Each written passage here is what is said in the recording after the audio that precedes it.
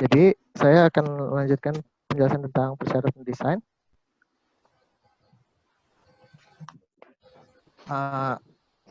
Jadi tujuan yang akan kami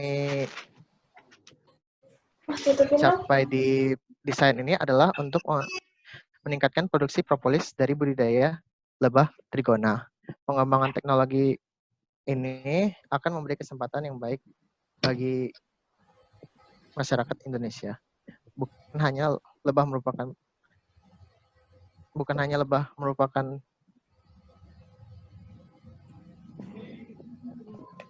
komoditas yang memiliki banyak manfaat seperti misalnya penyemai bunga, lebah juga menghasilkan banyak produk yang baik seperti misalnya madu dan propolis.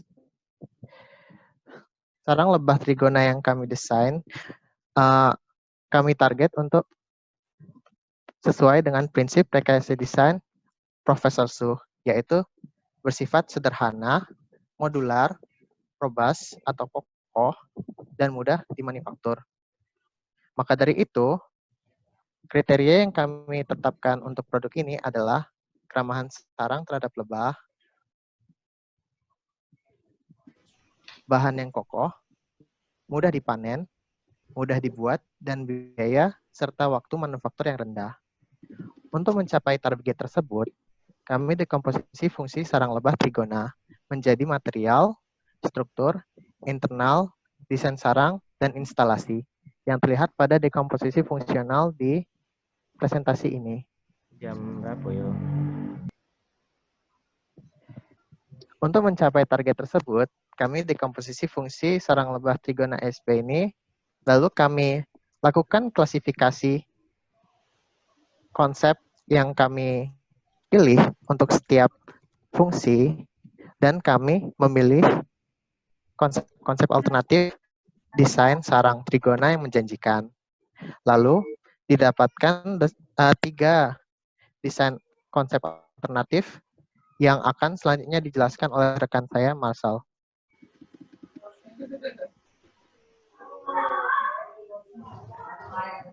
Marcel udah connect ya? Udah. Selanjutnya saya akan menjelaskan tentang konsep alternatif. Yang pertama itu ada konsep sarang pohon pakis. Sebentar. Ide dari konsep ini yaitu bagaimana kita membuat sarang lebah yang bersifat alami dan self-sustainable dengan membuat sarang pada rongga pohon pakis. Konsep ini diharapkan dapat memaksimalkan produksi lebah karena memanfaatkan sifat alami pohon pakis yang menyerupai habitat lebah trigona. Cara kerjanya yaitu dengan membuat rongga atau lubang di batang pohon pakis untuk dibuat sarang. Rongga tersebut berfungsi sebagai tempat keluar masuk lebah dan juga tempat mengambil madu dan propolis pada saat pemanenan.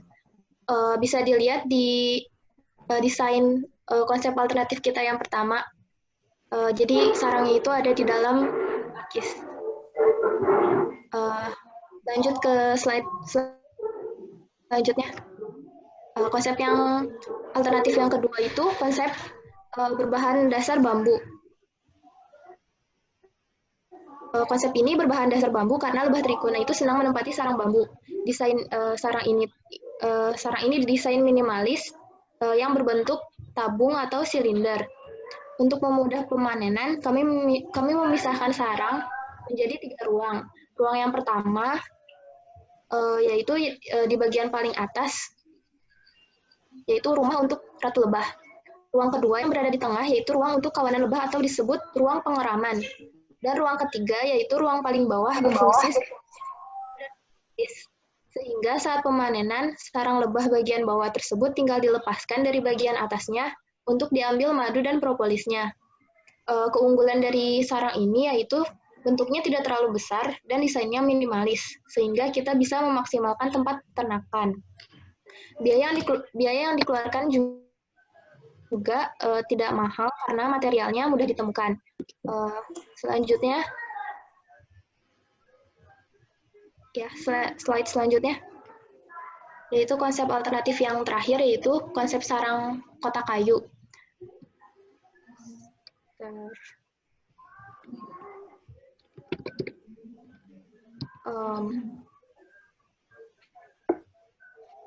Konsep yang terakhir ini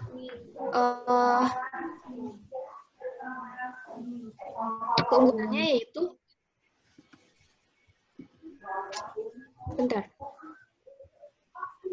konsep ini mempunyai keunggulan utama yaitu mudahnya pemanenan. Kenapa pemanenannya mudah? Karena kita mendesain kotak ini menjadi 3 ruang. Ruang yang di tengah yaitu ruang untuk tempat tinggal lebah, kawanan lebah. Ruang di kanan dan kirinya itu ruang untuk tempat madu dan propolis, sehingga saat pemanenan kita tinggal menarik ruang yang kanan dan kiri ini untuk diambil madu dan propolisnya. Selanjutnya, slide selanjutnya.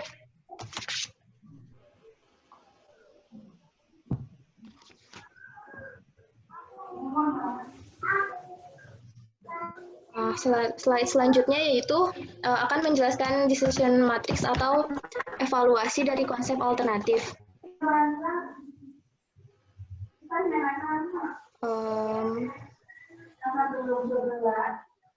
Kita menentukan beberapa kriteria evaluasi yaitu keramahan terhadap lebah, bahan kokoh, mudah dipanen, mudah dimanufaktur, dan biaya manufaktur murah. Lalu setiap kriteria ini kami beri bobot, yang nilainya ini kami berikan berdasarkan studi literatur. Bobot tertinggi kami berikan untuk kriteria pertama yaitu keramahan terhadap lebah. Lalu setelah pembuatan kriteria, kami memberikan nilai setiap konsep terhadap masing-masing kriteria. Pada kriteria pertama, nilai konsep terbesar diberikan untuk sarang pohon pakis, yaitu bernilai 8. Lalu pada kriteria kedua dan ketiga, bahan yang kokoh dan mudah dipanen, konsep sarang kotak kayu yang mendapat nilai paling tinggi. Konsep sarang bambu mendapat nilai paling tinggi yaitu bernilai 7 dan 8. Nilai ini menunjukkan keselarasan setiap konsep dengan kriteria. Yang setelah itu setiap bobot dan nilai konsep dikalikan lalu dijumlah. Dari penjumlahan didapat bahwa konsep pertama yaitu sarang kotak kayu memiliki nilai tertinggi, yang berarti konsep ini paling sesuai dengan kriteria yang diinginkan.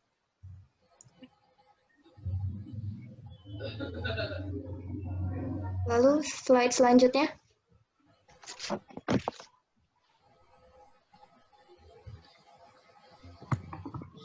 Sudah konsep akhir.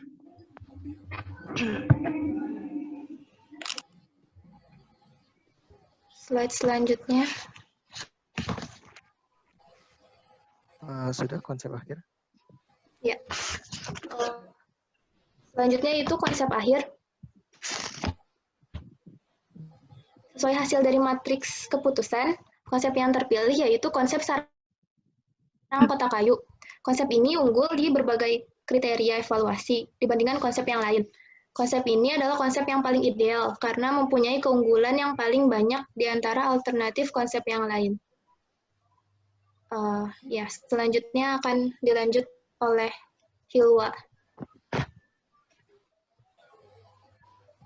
Selanjutnya, desain terperinci. Mohon maaf kepada teman-teman dan dosen yang tadi sempat saya hilang koneksi. Selanjutnya, saya akan melanjutkan desain terperinci. Dalam slide ini, saya menampilkan orthogonal view design yang terlihat ada tampak atas, tampak depan, tampak samping, dan tampak dalam. Dengan hasil ukuran desain sarang dalam satuan cm dengan panjang 43 cm, lebar 24 cm, dan tinggi 17,5 cm.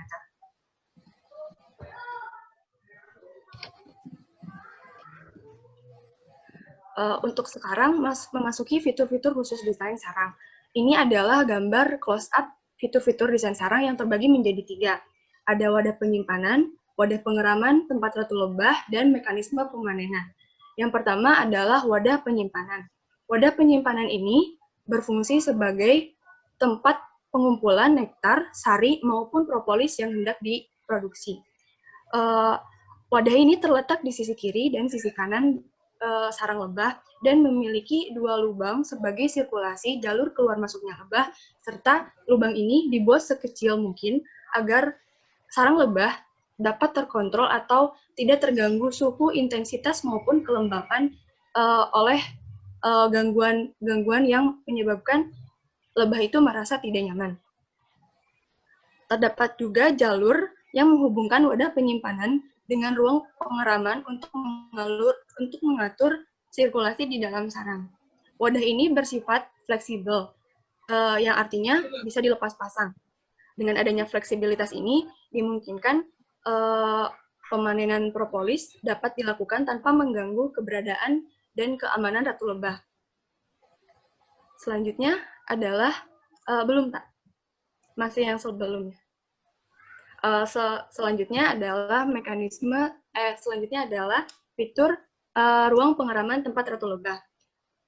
Sesuai dengan namanya, ruangan ini berfungsi sebagai pemeliharaan telur-telur lebah sehingga bisa menjadi lebah pekerja yang bisa menghasilkan propolis. Dalam ruang pengeraman ini terdapat 2 celah yang cukup lebar. Celah ini akan menjadi jalur sirkulasi lebah pekerja untuk membawa makanan kepada ratu lebah dan anakan. Next. Selanjutnya adalah mekanisme pemanenan. Telah disebutkan tadi, mekanisme pemanenan dilakukan pada ruang penyimpanan yang bersifat fleksibel. Mekanisme pemanenan ini dilakukan pada saat panen yang wadah penyimpanannya bisa dilepaskan dan dibawa ke tempat ekstraksi. Setelah dibawa ke tempat ekstraksi, propolis yang sudah siap diproduksi bisa dilepaskan dan wadah tersebut bisa diganti kembali dengan wadah yang baru. Sistem pemanenan ini akan menjaga laju produksi sarang lebah tetap stabil dan optimum, membuat produksi propolis per koloni akan meningkat. Lanjut. Next. Nah, selanjutnya adalah analisis dan perhitungan. Dalam analisis dan perhitungan ini, kami memakai penelitian yang dilakukan oleh Agus Salim pada tahun 2014. Tujuannya tidak lain adalah untuk mengetahui seberapa besar propolis yang bisa dikumpulkan dalam 5 desain sarang lebah. Penelitian dilakukan dengan cara mentransferkan 25 koloni lebah dari sarang batang aren ke dalam batang yang akan diteliti. Hasil penelitiannya termuat dalam tabel yang ada di screen. Nah, produksi propolis ini dipengaruhi oleh beberapa faktor. Yang pertama adalah aktivitas lebah pekerja, yang kedua adalah produktivitas ratu lebah, yang selanjutnya adalah sumber daya yang tersedia, dan desain arsitektur. Dengan demikian, produksi propolis ini merupakan fungsi lebah banyak yang dipengaruhi oleh beberapa faktor. Aktivitas keluar masuk lebah terhitung dalam banyaknya lebah per menit. Nah, sumber daya yang tersedia dan desain struktural sarang itu juga merupakan hal penting dalam produksi propolis. Tapi dalam ukuran sarang ke-5, ukuran sarang tidak selalu mempengaruhi produksi propolis karena pada tabel tersebut desain yang ke-5 memiliki desain yang besar, namun dengan aktivitas keluar masuk lebah yang sedikit sehingga menimbulkan produksi propolis yang sedikit juga.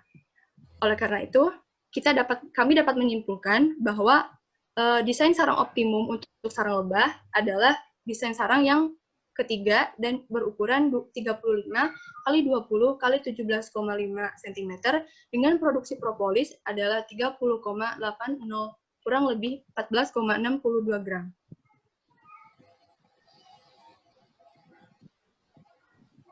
Selanjutnya ada bab terakhir yang akan dilanjutkan oleh Iri. Ya, kemudian pelajaran yang didapat dalam mendesain sarang lebah ini, kami mendasari desain pada penelitian dan percobaan yang relevan. kami mengkaji jurnal penelitian serta artikel yang berhubungan dengan pembuatan sarang lebah tanpa sengat, lalu kami mendiskusikannya agar desainnya mencapai target. Kemudian proses mendesain ini memberikan pengalaman bekerja dalam kelompok secara efisien dengan sistem kerja yang efisien. Kami juga menjadi paham bagaimana cara mengidentifikasi masalah dalam kehidupan sehari-hari dan menghasilkan solusi dengan metode analitis dan terus. Proses ini memberi kami pembelajaran bahwa desain yang terlihat bagus di atas kertas saja tidak cukup, melainkan juga harus dapat bekerja di dunia nyata. Kemudian dalam proses ini, sebelum memulai, kami selalu melakukan brainstorming untuk menghasilkan pemahaman yang sama terhadap suatu masalah. Kemudian, kami juga mengasah kemampuan berkomunikasi kami dengan saling memberikan pendapat, baik secara lisan maupun tertulis. Kemudian, dalam proyek ini, kami juga dapat mengaplikasikan prinsip rekayasawan yang kemudian memberikan pemahaman yang lebih dalam terhadap pengetahuan teoretis kami. Dan kami belajar bahwa kesuksesan atau kegagalan yang dialami dalam proyek merupakan hal yang dihadapi bersama-sama. Ya, sekian presentasi dari kami. Terima kasih. Baik, terima kasih atas presentasinya. Dibuka sesi pertanyaan. Satu pertanyaan saja, silakan jika ada yang bertanya dari mahasiswa, dari dosen, dari Pak Indra, dan dari asisten. Jika ada, silakan.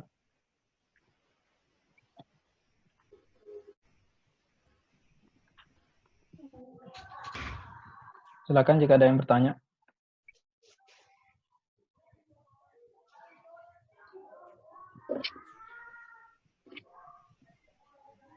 Kalau tidak yang bertanya, saya mencoba bertanya ya. Tadi dari decision matrix itu yang bentuk kotak itu bukan nilainya itu yang bukan yang paling rendah ya. Kalau menurut persepsi saya, kalau membuat kotak itu bukannya kita butuh effort yang lebih ya. Kita potong bagian-bagiannya, kemudian kita lem, kita paku. Nah, menurut persepsi saya demikian. Sehingga kalau menurut saya seharusnya effort yang diberikan untuk memanufaktur kotak itu seharusnya lebih besar. Nah, apa pertimbangan kelompok ini ketika memberikan angka 0,9 dalam manufaktur kotak tersebut? Ya. Terima kasih pertanyaan dari Pak Hadi. Jadi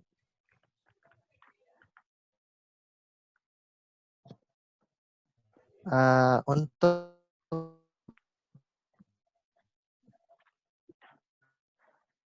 sarang kotak kayu, nilai yang sebagai bobot untuk kayu memang dibanding yang lainnya pasti lebih sulit, kecil. Jadi gini, ada 3 konsep alternatif: sarang pohon pakis, sarang bambu, dan sarang kotak kayu. Paling jelas, sarang pohon pakis yang paling susah dimanufaktur karena kita harus nanam pohon pakis langsung. Lalu yang paling mudah adalah sarang bambu, kan bambu relatif lebih mudah. Sedangkan sarang kotak kayu antara keduanya. Karena dari itu, pertama kita menentukan bobot dari mudah pemanufakturan itu 0,15. Yang artinya dibandingkan yang lain, kemudahan manufaktur itu masih kalah prioritas daripada keramahan terhadap lebah dan bahan kokoh dan mudah dipanennya. Nah, untuk sarang kotak kayu, nilai dari mudah dimanufaktur itu adalah 6. Dan sarang bambu, kemudahan manufakturnya 7. Sedangkan sarang pohon pakis yang perlu penumbuhannya itu dikasih nilai 3, paling kecil. Lalu kotak kayu, lalu sarang bambu yang paling besar. Nilai 0,9 ini adalah hasil perkalian bobot dan nilai. Oke, baik. Berarti pertimbangan yang pohon pakis itu karena melibatkan proses penumbuhannya terlebih dahulu ya? Iya, Pak. Oke, baik. Baik, jika ada yang ingin bertanya, silakan. Jika tidak, terima kasih kepada kelompok 4. Sekarang kita lanjutkan kepada kelompok 5. Terima kasih atas perhatiannya. Assalamualaikum warahmatullahi wabarakatuh. Waalaikumsalam warahmatullahi wabarakatuh.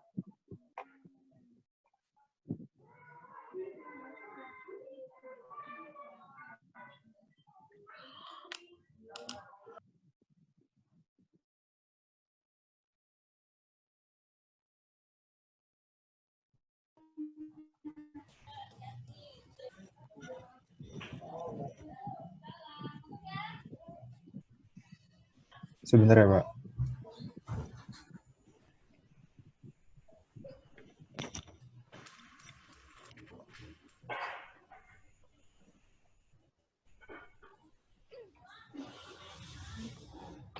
Bentar.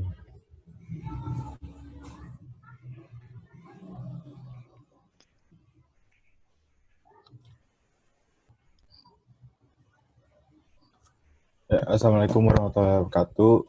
Perkenalkan, nama saya Bima Aulia Rahman dari kelompok 5.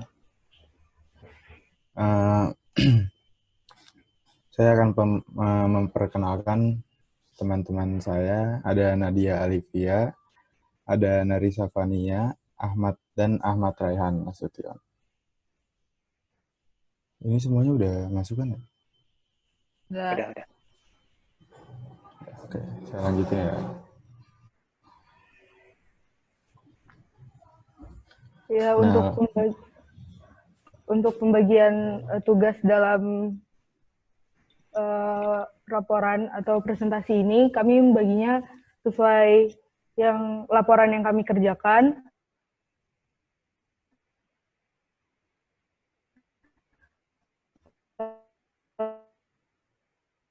Lalu presentasi ini dikerjakan sesuai laporan tersebut sehingga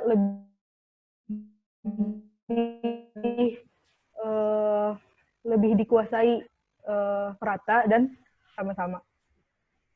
Di masalah yang mana kita tahu sedimentasi pada saluran air masih menjadi PR yang harus diselesaikan karena mengganggu aliran air maupun pendangkalan sungai. Hal ini memicu timbulnya risiko banjir akibat penyumbatan aliran maupun pendangkalan sungai yang sangat merugikan masyarakat maupun para petani. Untuk mengatasi masalah ini, dibutuhkan alat yang mampu mempercepat pengendapan melalui penyaringan material batuan dan tanah yang terbawa oleh air di bagian hulu aliran, sehingga bisa dikontrol. Sebagai solusinya, kelompok kami berusaha untuk membuat alat perangkap sedimen yang dibuat menggunakan alat dan bahan yang murah dan mudah didapat, namun dalam skala yang lebih kecil, atau biasa disebut market. Hal ini bertujuan untuk menyimulasikan keefektifan konsep sedimen trap hasil diskusi kami apabila diterapkan dalam skala sebenarnya di aliran sungai maupun irigasi pertanian. Lanjutnya, kita masuk ke persyaratan desainnya.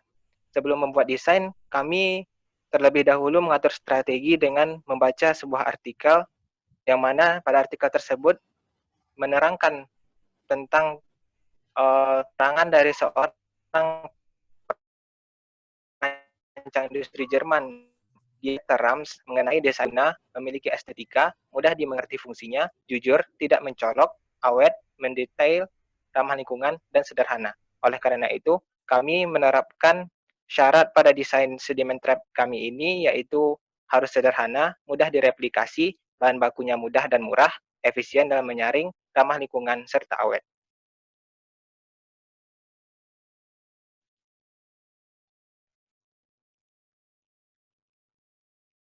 Lanjut.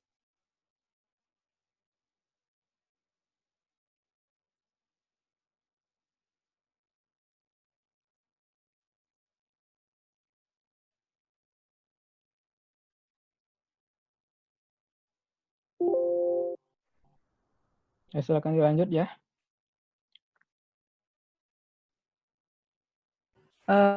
Kita lanjutin aja.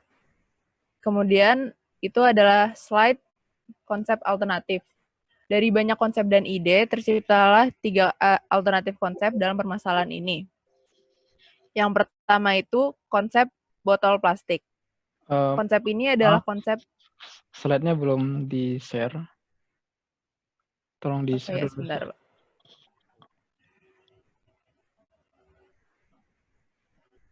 Sebentar ya, Pak. Ya, Bimanya koneksinya terputus.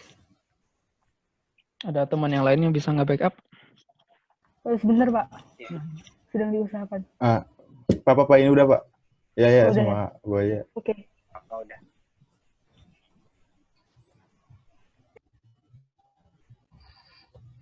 Nah, udah kan? Udah. Baik, kita mulai di slide konsep alternatif. Dari banyak konsep dan ide, terciptalah 3 alternatif konsep dalam permasalahan ini, yaitu yang pertama, konsep botol plastik. Konsep ini adalah konsep menggunakan untuk menyaring partikel besar, kemudian sabut kelapa untuk menyaring partikel sedang, dan kapas untuk menyaring partikel kecil. Penyaringan dibagi menjadi 3 tahap agar sedimen yang tersaring tidak menumpuk di satu bagian saja. Kemudian yang kedua, konsep pipa pralon. Konsep ini adalah konsep yang menggunakan 3 pipa pralon yang sudah dipotong sesuai ukuran, kemudian disambung dan disusun secara landai. Masing-masingnya bagian diisi dengan filter batu, sabut kelapa, dan kapas, seperti yang konsep sebelumnya. Masing-masing filter disangkutkan pada kawat. Untuk tempat menyanggah pipa-pipa tersebut, kami menggunakan karton tebal yang sudah dibentuk. Penyaringan dibagi menjadi 3 tahap juga seperti konsep yang sebelumnya.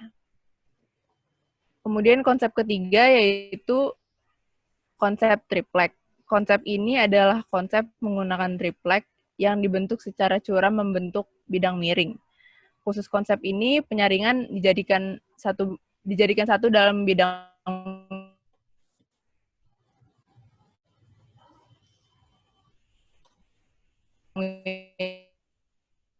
miring tersebut. Masing-masingnya diisi filter batu, sabutnya. Slide selanjutnya. Oke. Di sini ada desain konsep pipa pralon dan konsep triplek.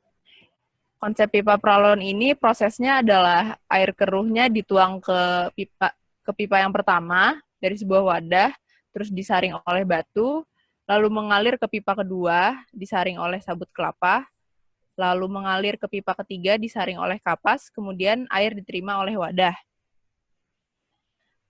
Yang konsep triplek ini prosesnya kurang lebih sama. Prosesnya air keruhnya dituang ke triplek bidang miring dan disaring oleh batu, lalu turun ke bagian kedua disaring oleh sabut kelapa, lalu turun ke bagian 3 disaring oleh kapas, kemudian diterima oleh wadah. Slide selanjutnya.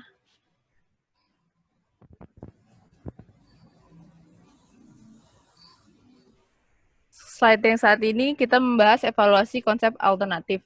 Kita telah membuat decision matrix buat sedimen trap miniatur ini, dan kita mendapatkan nilai tertinggi pada botol plastik, yaitu 9. Yang kedua adalah pipa pralon, dan yang ketiga adalah triplek. Dalam decision matrix ini, kita memiliki 4 kategori, yaitu mudah dibuat, mudah dipindahkan, bahan murah, dan bahan kokoh.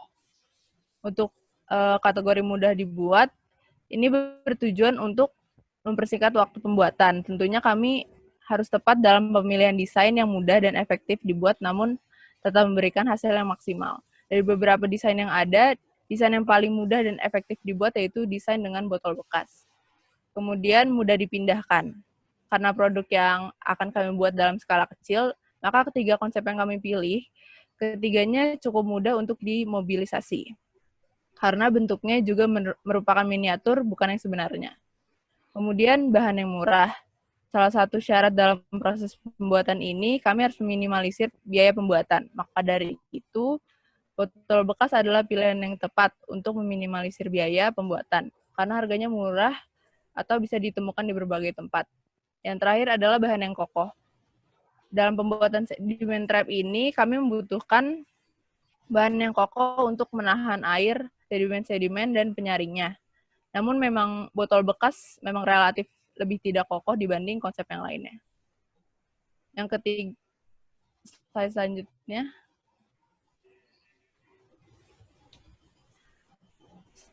Oke, seleksi konsep. Kami memiliki 3 pembahasan dalam seleksi konsep. Yang pertama adalah penyusunan botol secara vertikal. Penyaringan secara cepat dan tidak membuang-buang air tersebut diperlukan untuk mengefisienkan cara kerja produk. Maka dari itu, pemilihan susunan secara vertikal ini dipilih untuk menambah kecepatan air dan mengurangi kemungkinan terbuang-buangnya air. Yang kedua adalah jenis penyaring. Penyaringan dilakukan secara 3 kali untuk menghindari bertumpuknya sedimen di satu bagian. Untuk sedimen yang berukuran besar, kami memilih batu karena batu dapat menyaring partikel yang berukuran besar seperti daun, ranting, batu, dan partikel besar lainnya. Untuk sedimen yang berukuran sedang, kami memilih sabut kelapa karena sabut kelapa dapat menyaring partikel yang sedang seperti kerikil, daun, dan partikel besar sedang lainnya. Untuk sedimen yang berukuran kecil, kami memilih kapas untuk menyaring partikel kecil seperti pasir dan serangga-serangga. Yang terakhir adalah pemilihan wadah. Untuk produk ini, kami juga mempertimbangkan mengenai proses pembuatan yang memakan waktu sedikit serta biaya yang optimal. Konsep botol plastik ini memiliki konsep yang fleksibel sehingga sangat mudah dibuat dan botol plastik juga dapat mengoptimalkan biaya.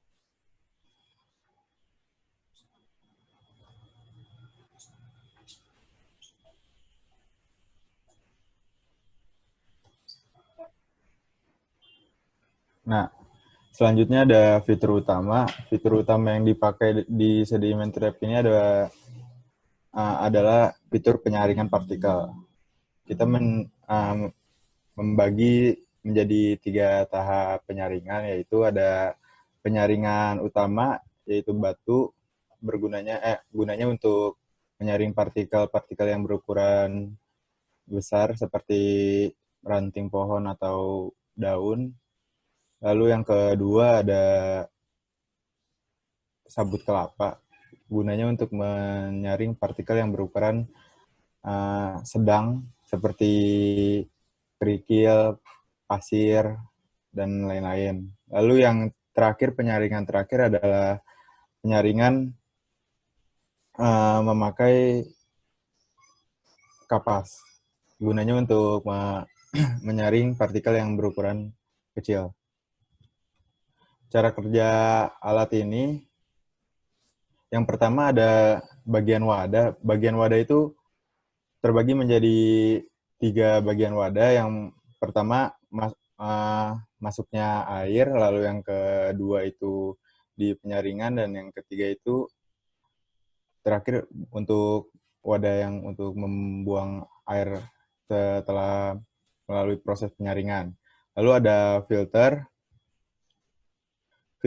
Filter ini berguna untuk menyaring partikel-partikel yang dibawa oleh aliran air tersebut.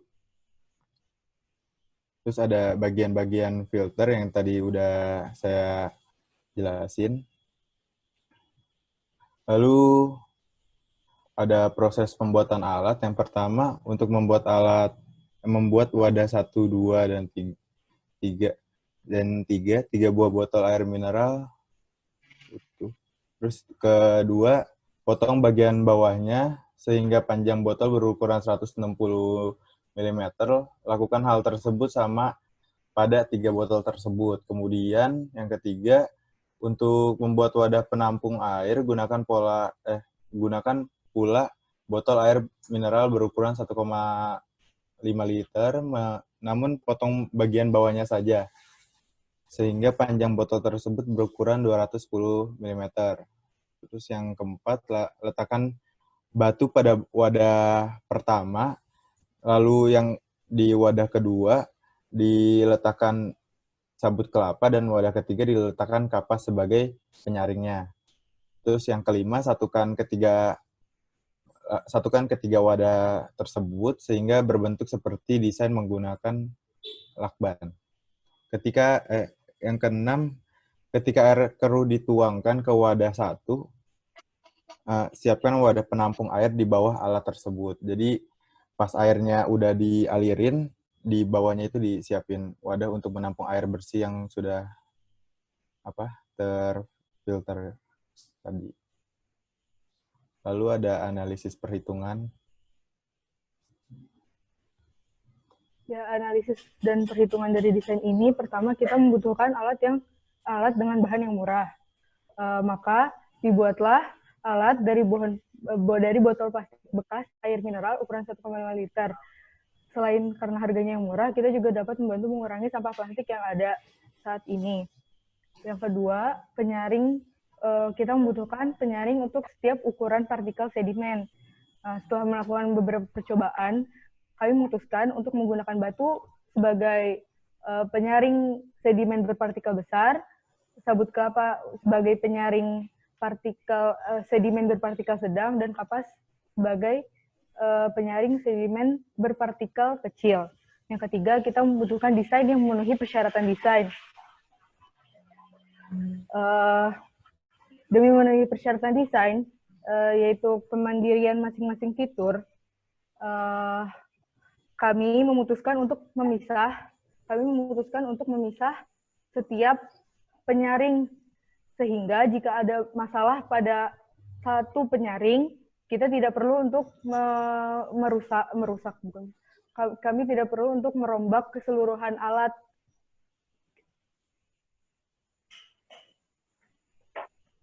Selanjutnya, ada pelajaran yang dipelajari. Pelajaran yang didapat. Baiklah, berdasarkan dari proyek PRD ini, kami mendapatkan beberapa pengalaman di mana untuk desain awal itu kami menggunakan botol bekas air mineral, hanya sebuah botol saja dengan 3 jenis filter di dalamnya, sehingga kami melakukan perbaikan desainnya untuk mengubah bagian-bagian tersendiri bagi tiap-tiap filter untuk mempermudah pembersihannya nanti.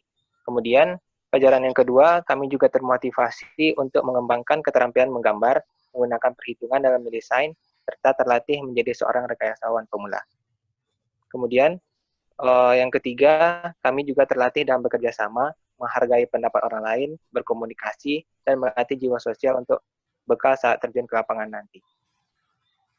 Demikianlah presentasi kami pada hari ini. Terima kasih atas perhatiannya. Mungkin ada yang ingin bertanya atau ya. Terima kasih atas presentasinya. Silakan jika ada yang bertanya dari mahasiswa, dari Pak Indra mungkin juga ada Pak, atau dari para asisten Adis dan Mila, silakan.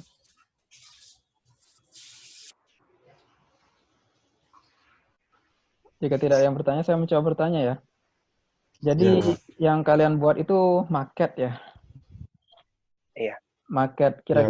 Kira-kira itu tuh untuk aliran berapa liter per menit atau berapa debitnya ya? Berapa ya, spesifikasi alirannya berapa liter per menit atau berapa liter per jam itu alat yang akan Anda gunakan itu. Kira-kira berapa nilainya? Untuk itu kayaknya sesuai air yang kami alirin aja, Pak. Kayak kan ada batas maksimumnya kan ya? Misalkan ini kan kita harus membuat alat yang dapat mengalirkan dari satu wadah ke wadah yang lainnya aja.